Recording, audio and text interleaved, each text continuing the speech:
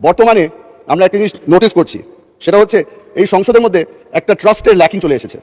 আমরা বারবার করে বলেছি, আমার প্রধানমন্ত্রী বারবার করে বলেছে, জুলাই সনদের মধ্যে যা যা লেখা আছে অক্ষরে অক্ষরে সেটা বাস্তবায়ন করবো আমরা। তবে আমার বিরোধী দলের বন্ধুরা যেটা বিশ্বাস করতে রাজি না। হয়তো এত বছর নির্যাতিত হওয়ার কারণে তারা এখন আর কাউকে বিশ্বাস করে না। তবে আমি বলে রাখি, আপনারা যেভাবে করে 17 বছর নির্যাতিত হয়েছিলেন, আমরা এখানে যারা উপস্থিত আছি আমরা সকলেই নির্যাতিত হয়েছিলাম। আপনারা যেভাবে করে এখানে সংসদ সদস্য আছে যে আয়না ঘরে অনেক বছর ছিলেন, আমিও সেই একই আয়না ঘরে 7 মাসে হয়ে এসেছি। বেশ লম্বা জার্নি ছিল আয়না ঘর থেকে এই সংসদ পর্যন্ত। আশা করি আমার উপরে তারা ভরসা রাখবে। আশা করি যারা যারা এখানে নির্যাতিত, যারা এখনো এই গুমের শিকার, যারা এখনো প্রিয়জনকে ফিরে পায়নি, তাদের উপরে ওনারা ভরসা রাখবেন। আমরা একটা নতুন জিনিস দেখতে পেলাম। প্রথমবারের মতো আমার প্রধানমন্ত্রী একদিনের মাথায় এই সংসদে দাঁড়িয়ে বলল, আপনারা আপনাদের সাহায্যের হাত বাড়িয়েছেন, আমরা সেই সাহায্য চাই। সঙ্গে সঙ্গে কমিটি গঠন করে দেওয়া হলো।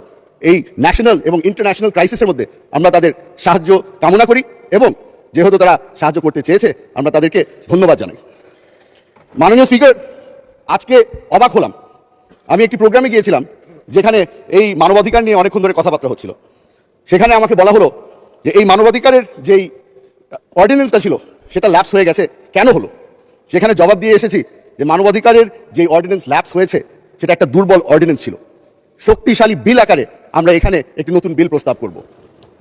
আশা করি তারা ভরসা রাখবে যে যেই ব্যক্তি 7 মাস টর্চার হয়েছে সেই ব্যক্তি তাদেরকে মিথ্যা কথা বলছে না, অসৎ কথা বলছে না। মাননীয় স্পিকার, আমরা গত 2 মাস ধরে চেষ্টা করেছি এই সংসদে দাঁড়িয়ে তাদের যেই ভরসা আছে সেটা যেন আমাদের পক্ষে নিয়ে আসতে পারি। আশা করছি সামনের মাস যেগুলি যাবে আস্তে আস্তে করে তারা আমাদের উপরে ভরসা রাখা শুরু করবে। মাননীয় স্পিকার, মাননীয় সদস্য, আপনাকে আরো 2 মিনিট সময় দিচ্ছি, কিন্তু এই 2 মিনিটের মধ্যে আপনি কনক্লুড করবেন। ধন্যবাদ মাননীয় স্পিকার। মাননীয় স্পিকার, আমাদেরকে বারবার করে জিজ্ঞেস করা হয় যে আমরা যে এই সংসদে দাঁড়িয়ে আছি নতুন করে বিল আকারে কেন নতুন বিল আনা হচ্ছে।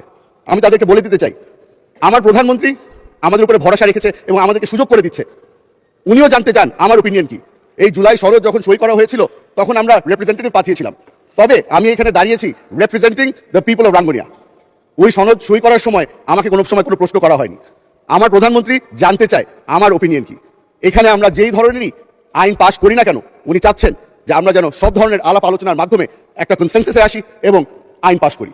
আশা করি এই জিনিসটার উপরেও আমার ভাইরা, আমার বন্ধুরা আমাদের উপরে ভরসা রাখবে। মাননীয় স্পিকার, আপনাকে ধন্যবাদ জানাচ্ছি, আবারও আপনাকে ধন্যবাদ জানাচ্ছি, এই সুযোগ করে দিয়েছেন। অনেকদিন ধরে এখানে বক্তৃতা দেই না বলে আমার এলাকার মানুষরা মনে করেছিল আমার মাইকটা হয়তো নষ্ট। আজকে আমি প্রমাণ করতে পারলাম যে আমার মাইক ঠিক আছে এবং আমার স্পিকার আমাকে সুযোগ করেছে। ধন্যবাদ মাননীয় স্পিকার। ধন্যবাদ মাননীয়